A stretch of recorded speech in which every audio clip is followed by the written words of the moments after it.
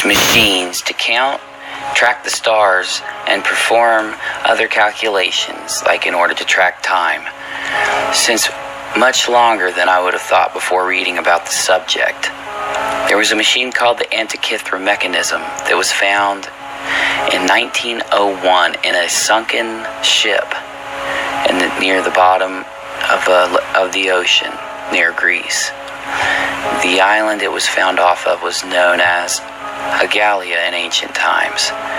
It was designed by Greek scientists, and the instrument has been dated to as far back as 87 before Christ, or between 150 and 100 BC, maybe even generations before.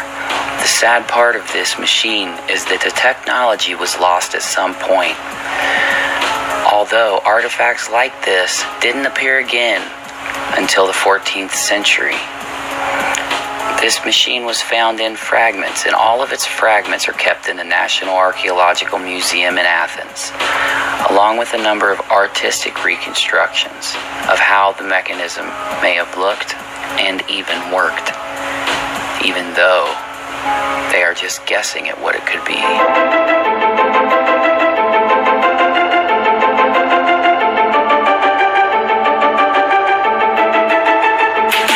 Now that I've shown you this machine that was created so long ago and sunk down into the ocean, I want you to think about modern computers. Just maybe 100 years ago, there was no such thing. And honestly, 50 years ago, it's still hard to wrap our mind around the fact that people lived without computers. Computers are an odd thing. They can think like a human being, and they can look inside their memory where numbers are stored and make anything that a person could imagine on a screen, but also it can give commands and operate other machines.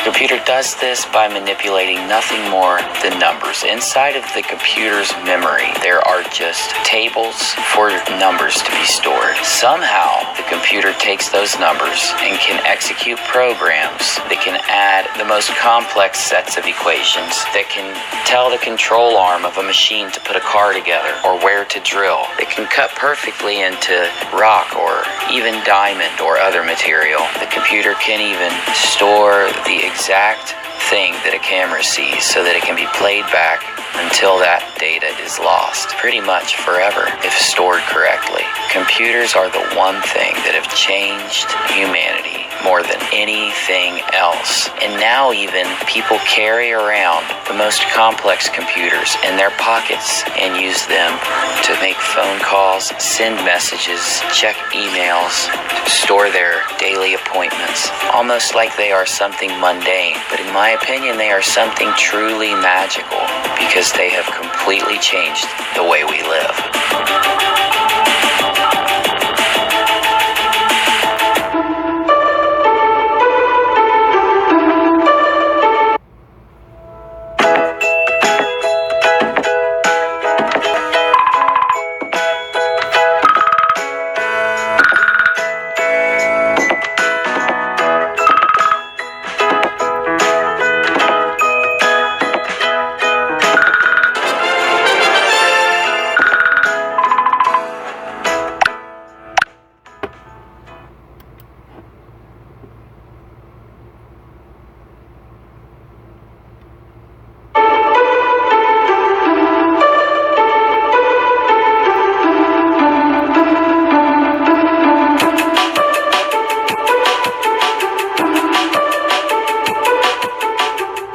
Computers let us record what we see more than anything else ever has.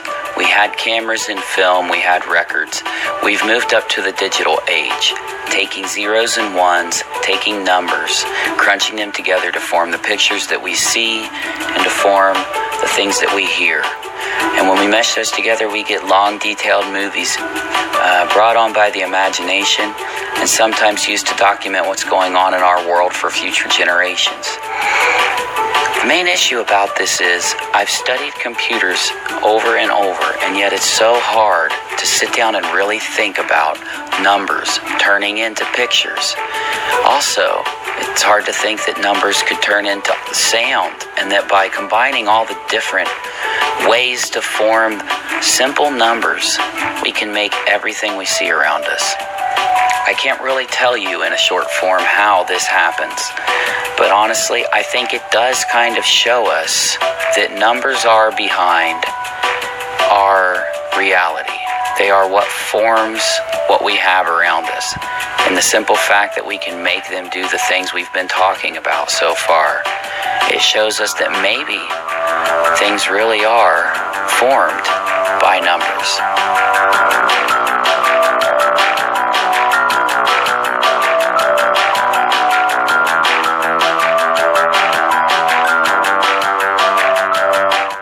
I've touched on before what author Philip K. Dick said, the man behind Total Recall and many other big movies and novels.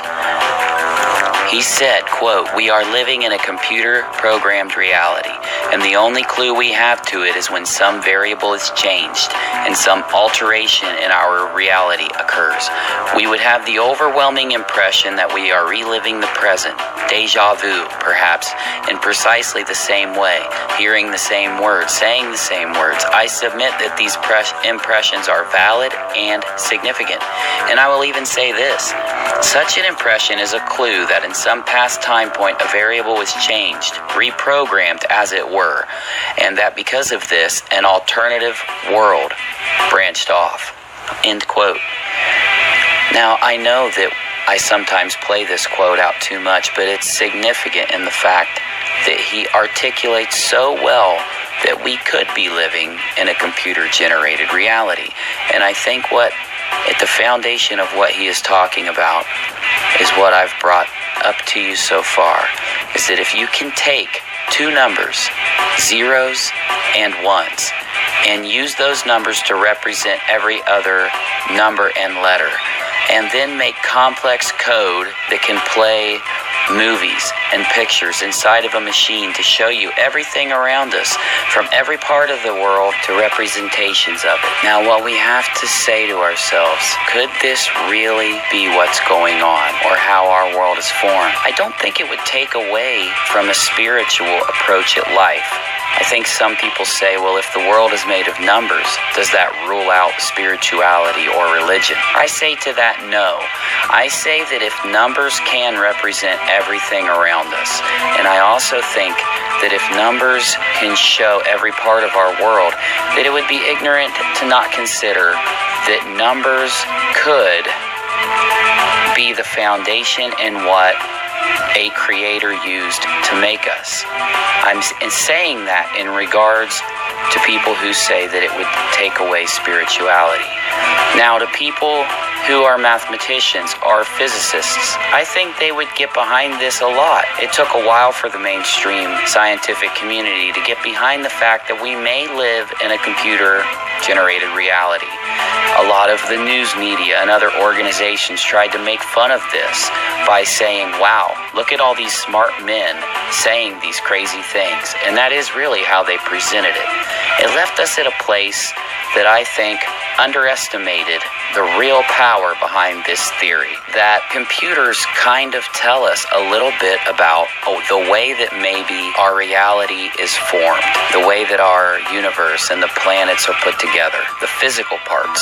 Now, in thinking about everything I just said, some people take it to the extreme like we've mentioned, but what you have to do is find a place where you can actually consider this possibility and then ask yourself, does it sound like this could really explain the things that are going on around us? Now, the author that I read said that small changes could happen in the computer code, and the only way we would know is by these little glitches. It's very strange that he said that. A large movement of people believe that this actually has happened. They come to conclusions all the time that something has been changed around them. And there is a very specific problem with this. It's the fact that it relies on our memory to tell, because if something is changed in the computer code, then it would change all the way back to when we first remembered it. The only thing that would really lie there to notice if you change the code is the memory of the computer, us being the ones that remember it,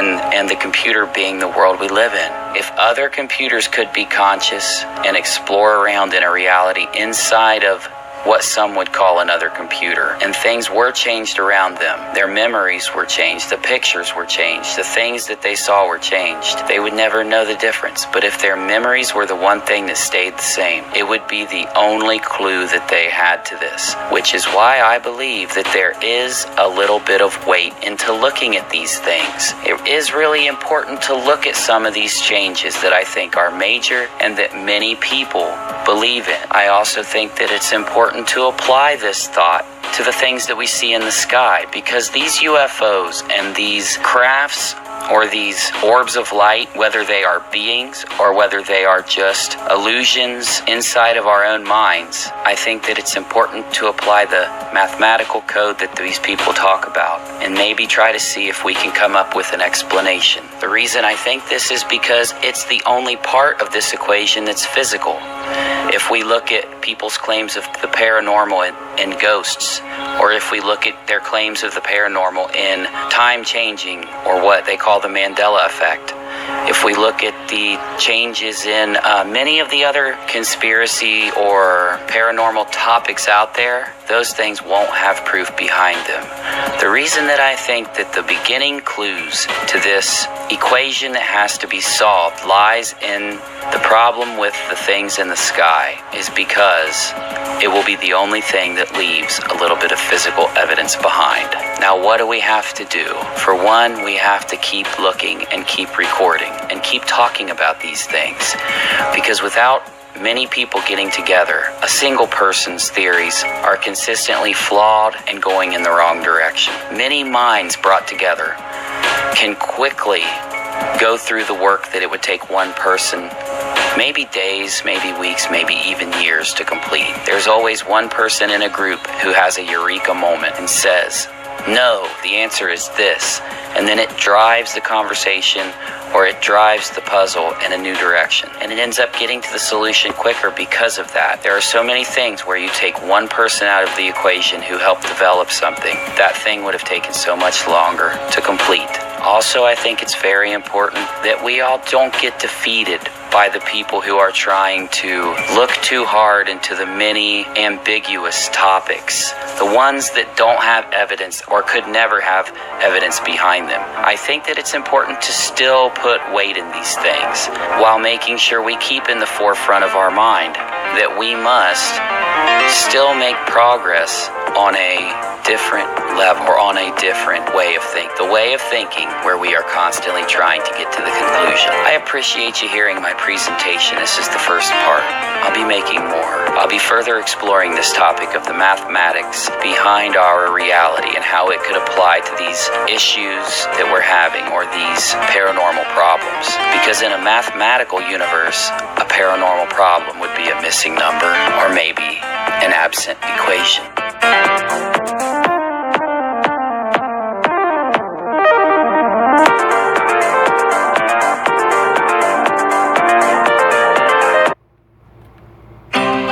You ever gonna ask me out, Will?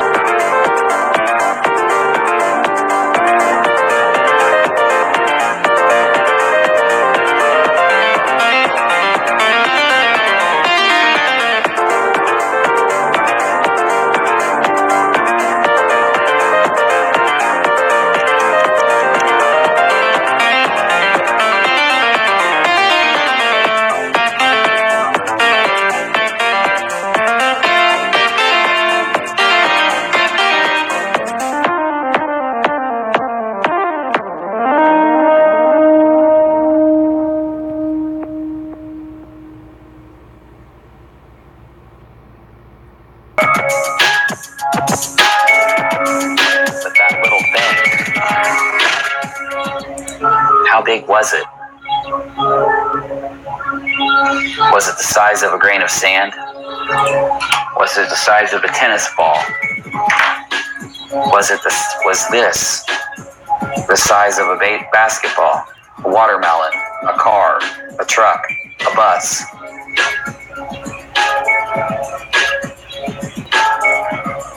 This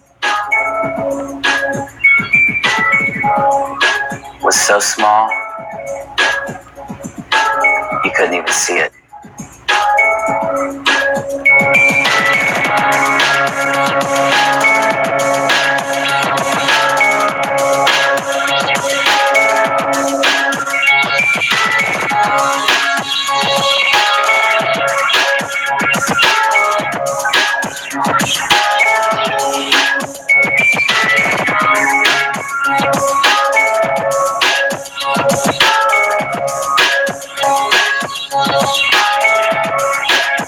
Look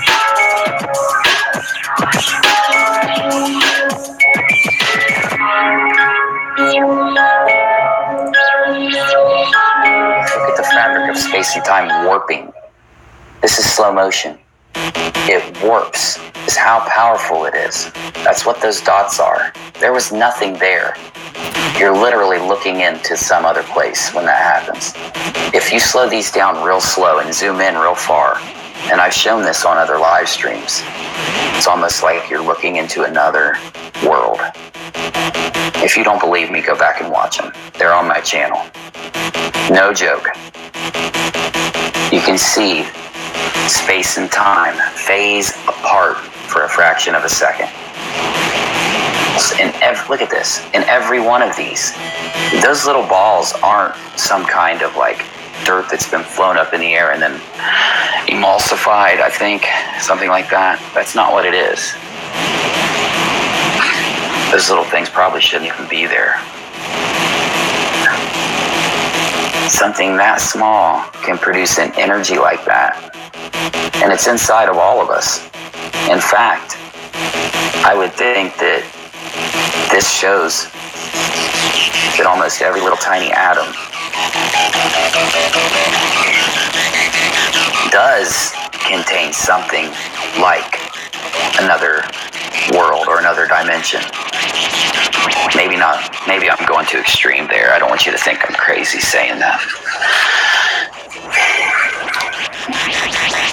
It means the potential of the very small is honestly greater than what any of us can even imagine.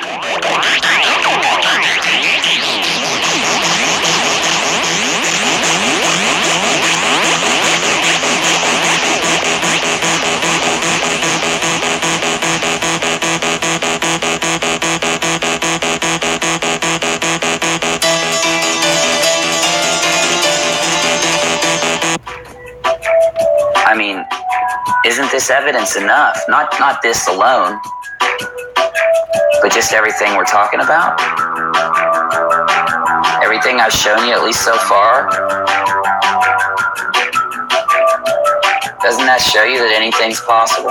If you could close your eyes and create anything that you want to see inside your mind, it only takes a little bit of practice to pull it outside of that space here and explode it onto the world.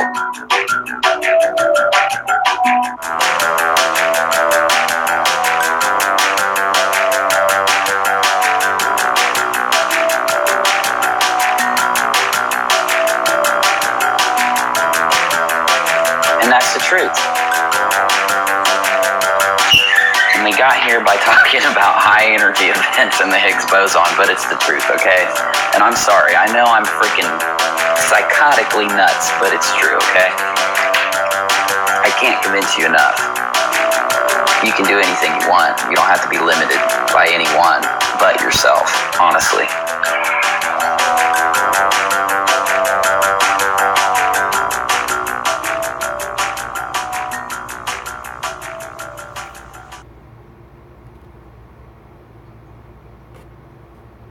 Speak out like these survivors. Become part of the army.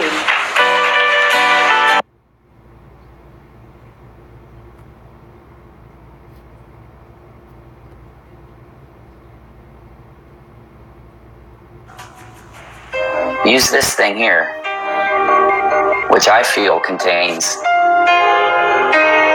50 million of these explosions, all contained into one thing. And that's why you can imagine everything you can. But use this, okay? Think really hard. You see what happens when they take some of this and they split some atoms and they create this release of energy, this result from that process. Now, take that atom that they split, put it into groups of 2 million. Spin it around in a circle. This one for a year, this one for a month. 99.99 0.99999% the speed of light. And then those groups, 2 million here and 2 million here of, like, let's say gold, smash them together. Out of the 2 million, between 2 and 13 will actually hit each other. And out, well, maybe 20 to 50. But out of those, 2 to 13 will hit each other straight on and cause what they want us to think is something like this, but in all reality, I would imagine it would be a little different. That's why it's not blowing the place up. But this high energy event takes a piece of the thing that gives us mass, gravity. It takes a piece of gravity. And when this big thing happens, a little tiny speck of it shoots out. Okay? And it's as simple as that. Now, we went around a couple turns and curves down this road before we got here. This is a guess. This is their guess. They're guessing that what they saw was what I just said, a piece of the Higgs field, gravity, the thing that gives us mass, a piece of the Higgs field. And they're saying, well, I know we only saw it for 60/100ths of a second, which is what? 6/10, which is 2/3. Is it? No, it's 3/5. 2/5. 3/5. My math is off. It's getting late. I've been busy. I can't think right. Very small fraction of a second. That's all they saw it for. And it was very tiny. I still believe them. They saw something. They saw something that didn't follow the rules. That particle didn't follow the rules. It didn't occupy this space and this line before it stopped or disappeared or broke apart. Not disappeared, evaporated, broke apart into very tiny particles that we couldn't see and then just floated off. So it still existed in reality. This thing that they're talking about, this God particle, this Higgs boson, came from nowhere, slipped through nothing, and then disappeared into nothing again. Is Uni so crazy that he's lying to us right now in this live stream? Is what he is saying what really happened? That's what they told us. That's the data they showed us. I'm going to tell you something insane, though. So what do the physicists think now? After they found the Higgs boson, what did it show them? Did it show them did it give them the answers? Did it tell them what they were looking for? No, it didn't. They started to have to look right here. They had to look for new dimensions after they found it. Why? Am I lying? I don't lie to you. If you think any part of this discussion was falsified, was not true, type it in and do the research yourself. When they found the Higgs boson, it led them to try to find other dimensions and open portals. Why did the discovery, it's not a discovery, they witnessed a reaction, but why is the discovery of the Higgs boson, why did it make them look for these other dimensions, these portals, these other places? Well, the answer isn't what you think. They're looking because, and I can't say it any clearer, okay? The Higgs boson came from this thing that they're looking for. I'm not saying this. They did. They're telling us that. They told us we need to find other dimensions. We need to find portals to look through, to see into these dimensions. We need to find it now. Because the Higgs came out of another dimension. We only saw it for a short amount of time, and then we watched it with our own eyes. We watched the Higgs boson slide into another dimension. And now we want to find where it went. That's what they said. That's what they told us. Read it for yourself. Look it up. Go to CERN's website. Type it in. Tell me if you don't find it, because I'll take you there. I'll give you the link. I hate offering that because I don't have the link handy. Actually, I can give you the link without even working. If you go back and watch my other videos on this subject, the links are there. I show you them, tell you this, with their own places, their own documentation. Alien Addict knows because he's watched the video. I remember him commenting on it. I showed you where these scientists from CERN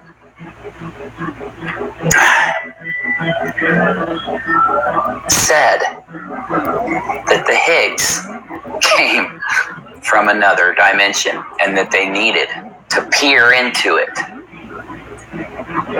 so they could see. They want to see it. I think they want to go there. Here's where it's all going. Everything I've just told you, if you've sat through this presentation, okay? This should answer the most obvious question. Why is the Mandela effect happening? I'd say this is like a 70% chance of being the answer. Because you know I operate on probability. I can't tell you this is why it's happening. I'm not going to try to do that. I'm just telling you it's possible. It's highly possible that this is why it's happening. Because that Higgs boson, no matter how they describe it, every way they've described it either says it's gravity, that it is a part of the fabric of space, a piece of time itself. That's what they are describing it as. Them. I don't bring you me. I bring you me filtering this information to you, weeding through the bullshit and bringing you what you need to see. That's what I am. They are the ones who make the information. I don't add to it. They said this. That's where we're going with all this. And I postulate even, and I hope I'm not going too far, that this place, that these functions are a product of other conspiracies. The Illuminati is the people. UFOs are another phenomenon that has happened because of this. Either we've brought beings here that are interested in what we're doing, or we're bringing the beings from the other place. The place they said, not me. When they described the other dimension, and they described how they opened it up and they're going to look into it, and it's not going to stay open long and it's going to close before any real effects happen here. When they said that, I could see in my mind morphing UFOs. Those UFOs that look like they were not made in Photoshop. They change shape. We have thousands of them. Ask Alien Addict, ask UFO Underground down there in the chat if they're still in there. We've got so many of these that we have tested against Photoshop, After Effects, video editing, and they passed. They seem like they are recorded with a camera or phone or some device. And they morph. They change shape. They look like they're having trouble coming into our reality and staying here. What if they did this already? What if they did this a long time ago and now they're just opening more portals, holes, rips, tears? And personally, just an opinion from reading the physics, reading string theory, reading this, taking what they said, taking physics in college, looking at how this all works, seeing what they say they're doing, looking at the data that's come out of the collisions, look at what they're saying happened with the Higgs boson. From adding all that in, I think that every time they knock a Higgs boson out of the fabric, or they pull it out of the Higgs field so that we can see it, it weakens the Higgs field and it ripples that sucker like throwing a stone in a pool But what happens when you start throwing more stones? What happens if you throw a boulder? What happens if you drop a rock the size of a house in a swimming pool? Where does all that water go? Where's that ripple go? What happens with that tsunami?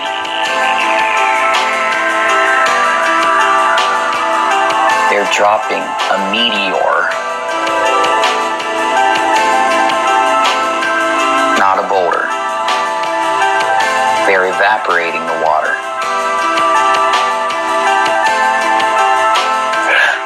Oh, I forgot one thing. Remember when I said that on CERN's website, and that it was in my videos, that on CERN's website they said, we're just going to open the hole and look in. We're just going to create the ripple so we can see through. Once we're done, it'll close back up. Once we're done, it'll stop rippling. I'm here to tell you, tonight, every night, anytime we talk about this, that is a lie.